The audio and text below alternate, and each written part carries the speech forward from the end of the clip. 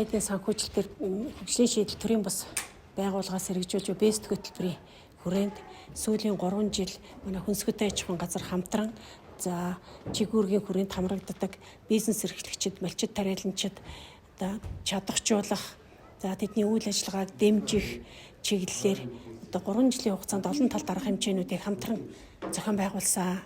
За энэ хүрээнд 1700 гаруй 2000-аад бизнес эрхлэгчдийг энэ хөтөлбөрт хамруулж төрөл бүрийн сургалт арга хэмжээ, зөвлөн туслах үйлчилгээг зохион байгуулж чадсан нь бас энэ хөтөлбөрийн амжилт үр дүн хамтын ажиллагааны уялдаа холбоо одоо сайжирч байгаа гэж үзэж байгаа.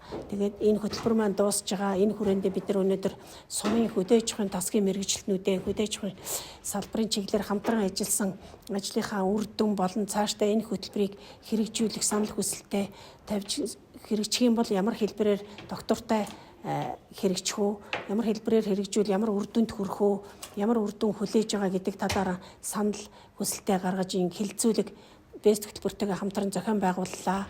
За энэ хилцүүлэгт сумдын хөдөө аж ахуйн тасгийн мэргэжлүүд маань идэвхтэй оролцож одоо цаашдаа сумандаа бизнес эрхлэгчдийг чадахжуулах, сумын одоо хөгжлийн төлөвлөгөөнд тусгасан арга хэмжээнүүдийг хэрэгжүүлэхэд хамтын ажиллагааны ямар хэлбэрээр оролцож одоо түлхэц болох уу гэдэг дээр нэлээдгүй чухал саналуудыг гаргаж тавилаа. Хилцүүлгийн үр дүн бид нэр бас энэ хөтөлбөрийнхөө үр дүнг тооцлоо, бусад мэдээллүүдийг бас харилцан ярилцаж тодорхой шийдлүүдийг гаргаж чадсанараа өнөөдрийн хилцүүлгийн бас үр дүн ач холбогдолтой боллоо гэж үзэж байна. За мөн энэ арга хэмжээний хүрээнд бид нар тасгийн мэргэжилтнүүдтэй цаг үеийн мэдээллээр хангаж бас цаашд анхаарах асуудлын талаар мэдээллүүдийг өглөө. Бэст хөтөлбөр нь Уурхан аймагт 2021 оны 12 сараас хойш хэрэгжижсэн. Хөтөлбөр хэрэгжснээс хойш 3 жилийн хугацаанд нийт давхарсан тоогоор 184 удаагийн сургалт уулзалтыг зохион байгуулж 3428 бизнес эрхлэгчийг бол хамруулад байна. Үүнээс гадна төрийн байгууллага, төрийн бус байгууллага, банк болон банк санхүүгийн байгууллагатай бол хөтөлбөрийнхөө зорилтуудыг хүрээд нэгт хамтарч ажилласан.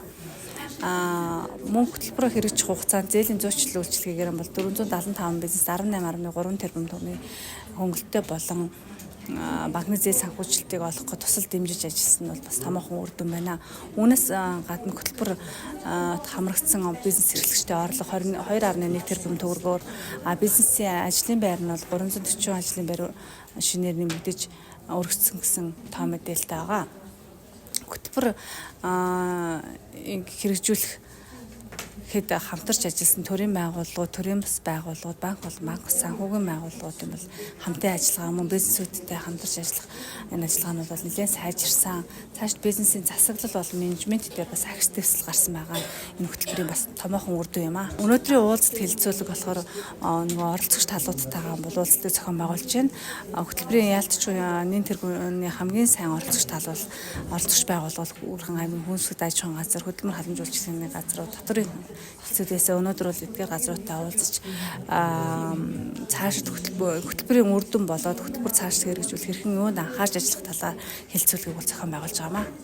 3 жилийн хугацаанд Монгол улс төрөлж 5 жилийн хугацаанд ерөнхийдөө бизнесүүд засаглал гэдэг зүйл байх ёстой маа гэдэг зүйлийг нэгдүгээр ойлгуулсан. Хоёрдугаар томоохон бизнесүүд бол засаглалаа сайжруулж чадсан, засаглалын зөвлөх үйлчилгээг хамруулж чадсан.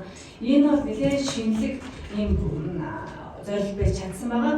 Үүний хүрээнд 45 удаагийн судалтыг бол бид зохион байгуулсан байна. 477 бизнес эрхлэгчийг хамруулж Уурхан газар.